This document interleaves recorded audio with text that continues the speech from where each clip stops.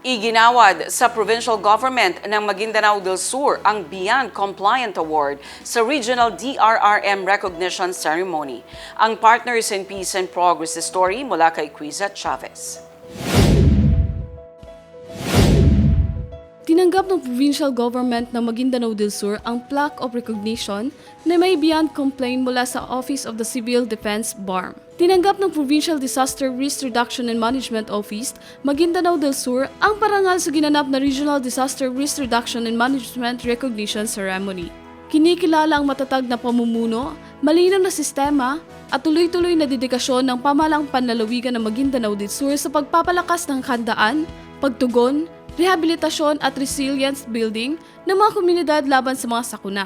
Binigyan diin na ang pagkilalang ito ay bunga ng sama-samang pagsisikap ng pamunuan ng lalawigan, mga disaster responders, development partners at iba't ibang stakeholders na patuloy na nagsusulong ng kultura ng handaan at mabilis na serbisyo sa panahon ng krisis.